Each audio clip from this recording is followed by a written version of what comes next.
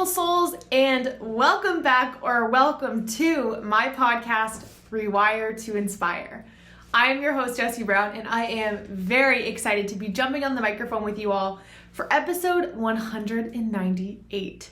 If you missed my last episode, number 197, I shared with you guys how to overcome social anxiety, different ways, tips, and tricks that you can begin to implement in your life to improve your relationship with social anxiety. I know that even since that episode, I've been more mindful when I've been out and about in social situations to just be mindful of how I'm feeling and to be kind to myself and to give myself permission that, hey, we're working on this. This isn't going to be an overnight correction. And so having some of those tools has allowed me to just give myself grace, to be kind to myself when I start to feel overwhelmed or I start to feel anxious or I want to avoid, I want to run away. And so if you haven't checked out that episode yet, I definitely encourage you to. I have to share because I think it's hilarious. I was about to hit record and to start talking.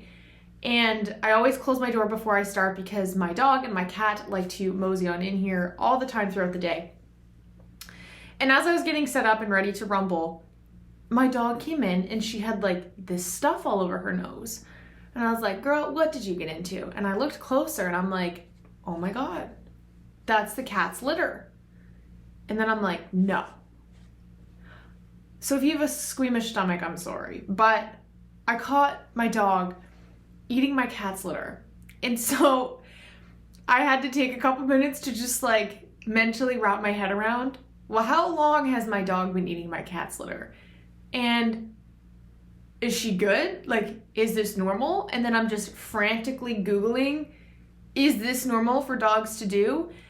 And apparently it is far more common than I thought. Apparently it's an instinctual response for dogs to act that way. And I'm just like, oh, fantastic. So anyways, after I'm done recording this, I will be trying to find a new spot to locate my cat's litter box / maybe ordering a different one that my dog can't access. So that is how my day is going. So I had to just share that story because it definitely took my consciousness away a little bit.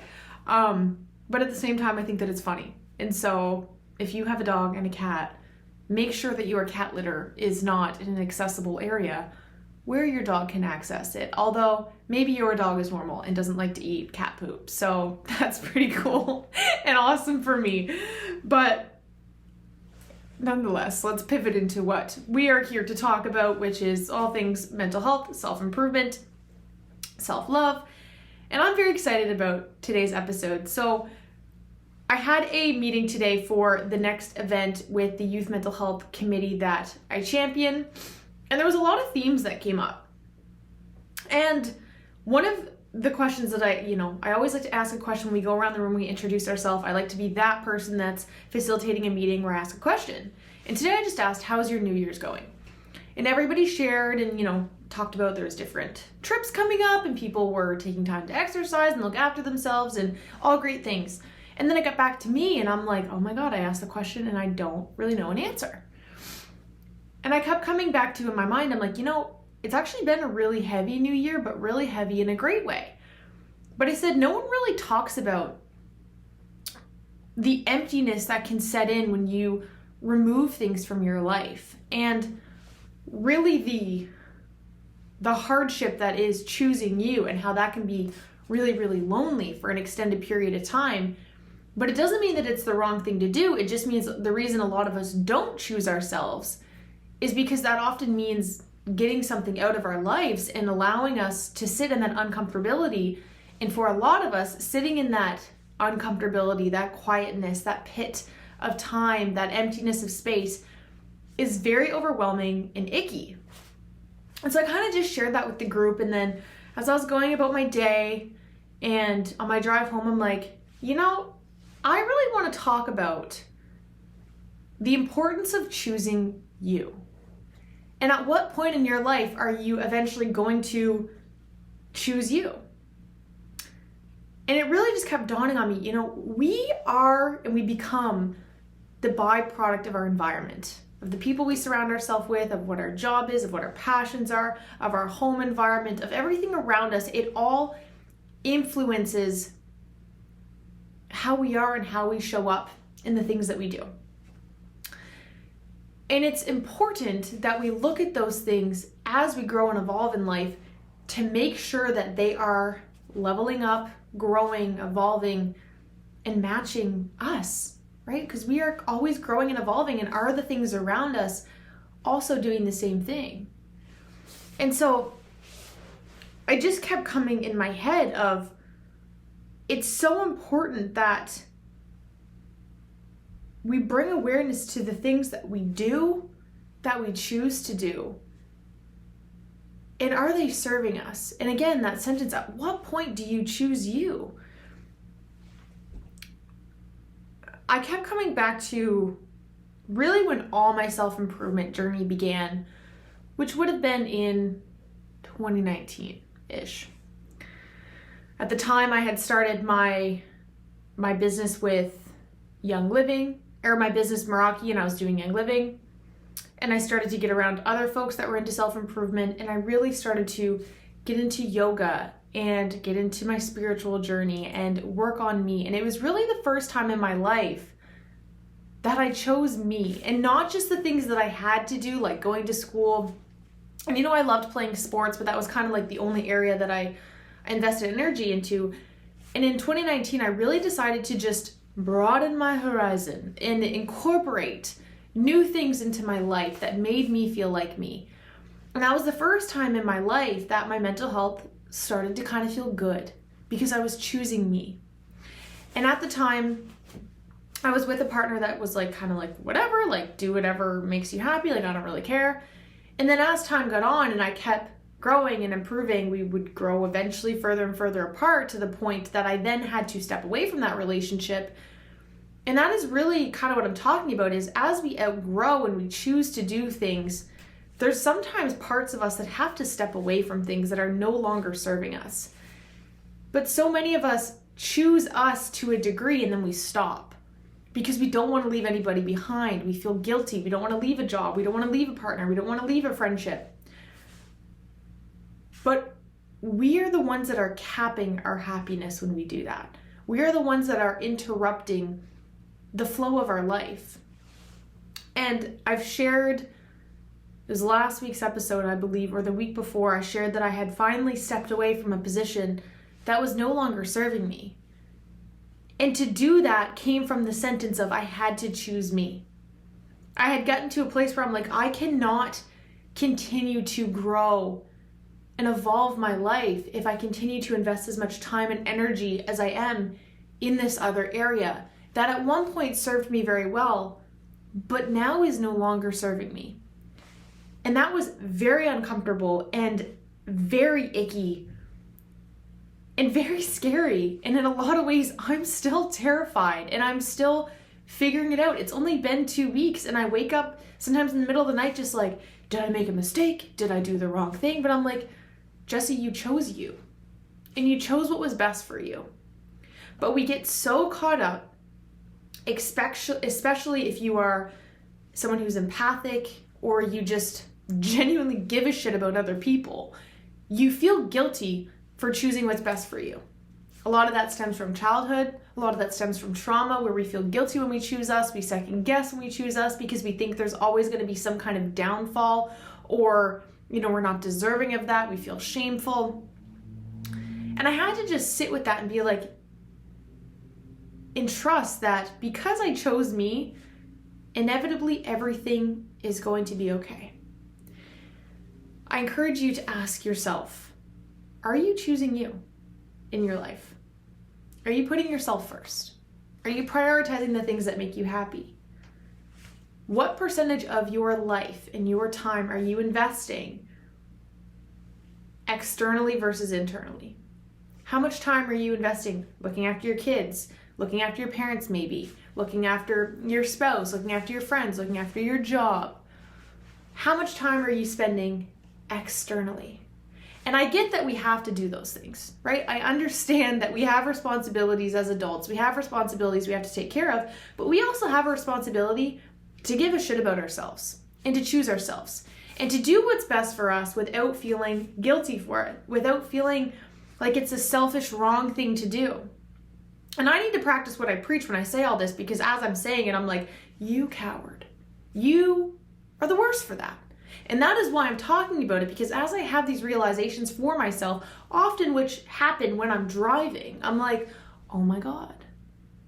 No wonder you feel uncomfortable. You chose you for the first time in a really long time. And that's bringing up really icky, weird things for you. And so what do we do when we feel those emotions? We suppress them and we run back. We're like, oh, I'll leave that relationship. It's not, I need to choose me and get out of it. And then it's time to do it. And we get scared and we're like, okay, no, I'll do it next week. And then 5 years goes by and we're like, oh my God, I feel the same. Don't allow that much time to pass before you do what's best for you. Make those choices now, knowing that you will never know the outcome, but you will always know that it's not right for you because your gut will tell you.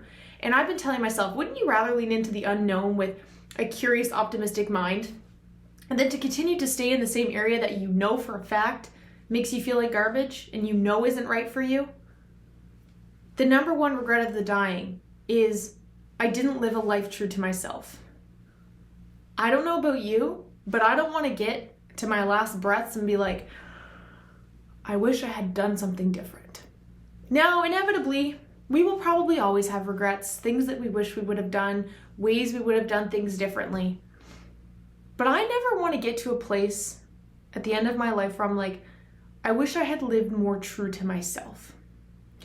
And the only way that we can do that is by getting to know ourselves and trusting our intuition. So many of us don't even know ourselves. When somebody asks, hey, tell me a little bit about yourself, I would bet that 99% of the time you start with what you do for work, which is great. Yes, that is a part of your identity, but that is not who you are at the core level. That is not your purpose here. That is not, and maybe for some of you it is, but for most of us it's not.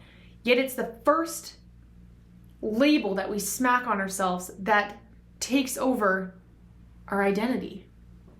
Is that truly what you believe will be your biggest, proudest moment at the end of your life?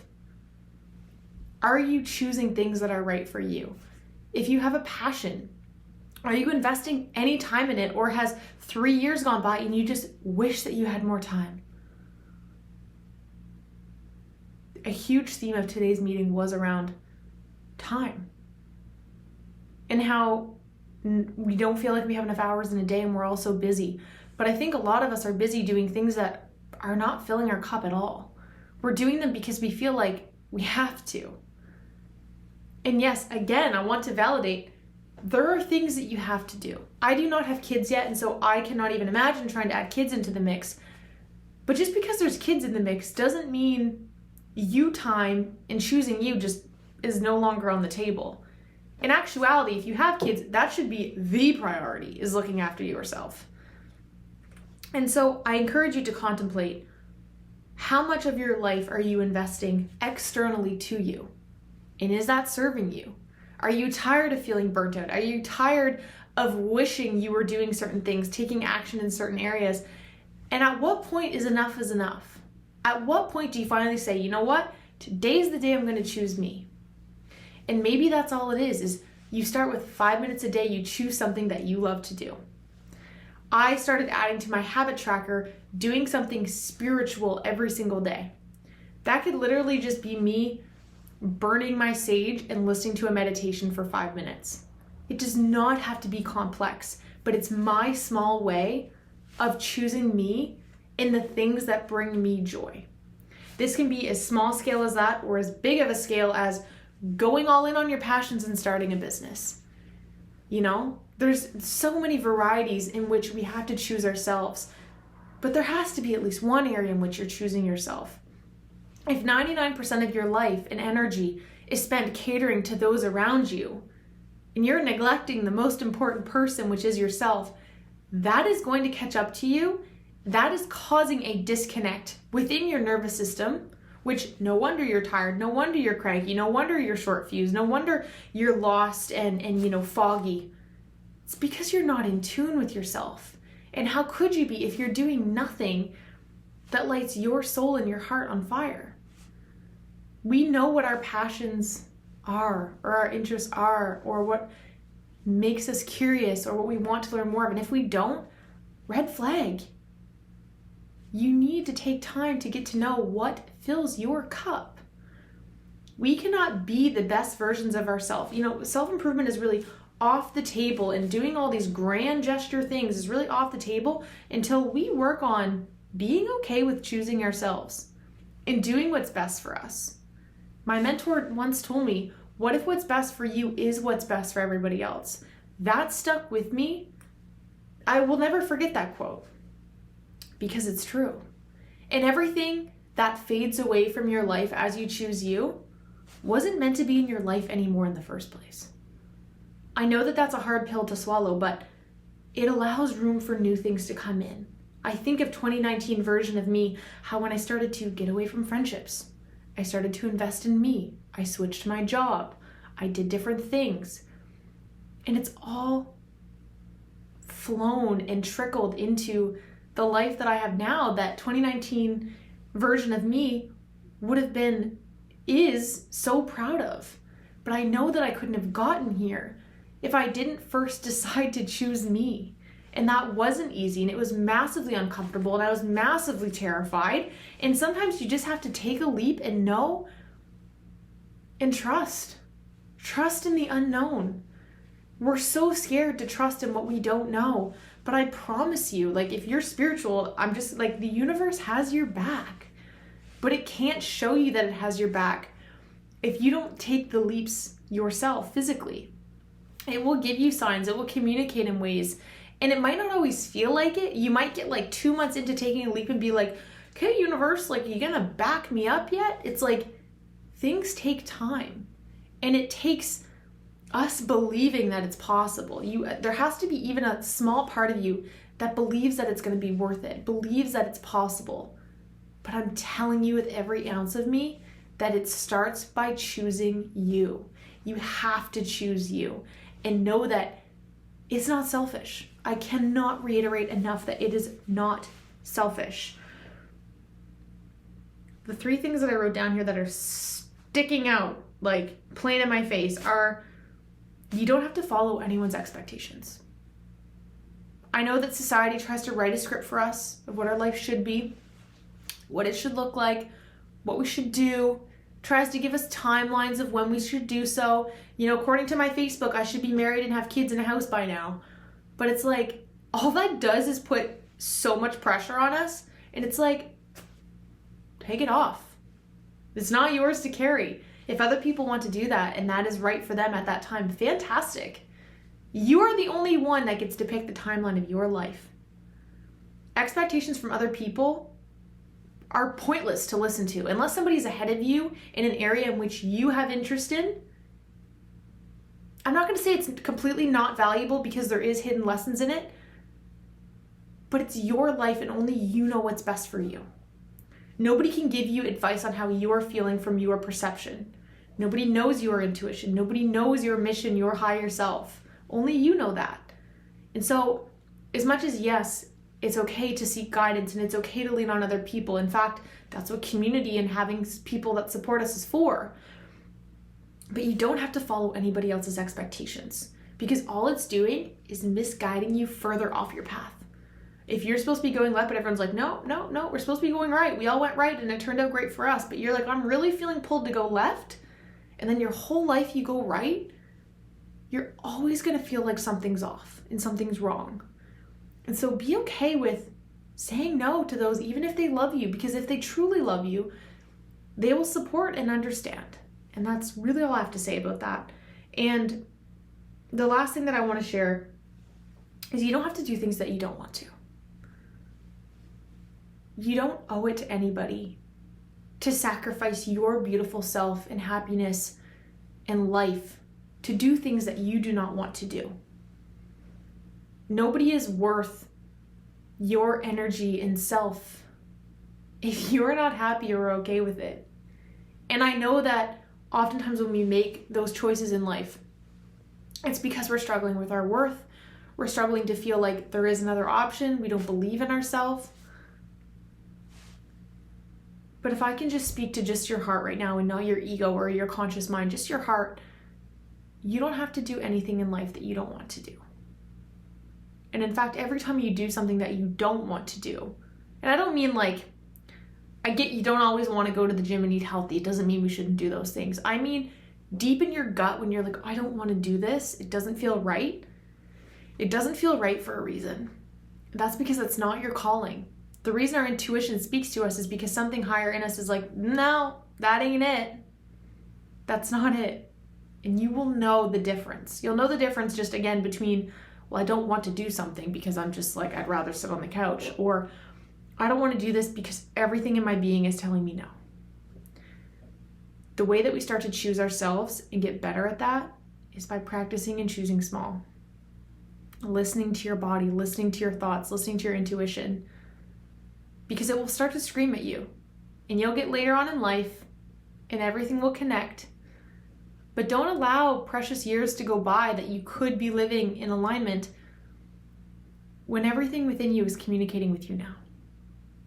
So I hope you take some time to just reflect on this. And I know that I need to be, I can't be a hypocrite, and I need to do the same in my life. And I need to assess for myself, where am I not choosing me? Where am I investing too much of myself in places just because I feel obligated?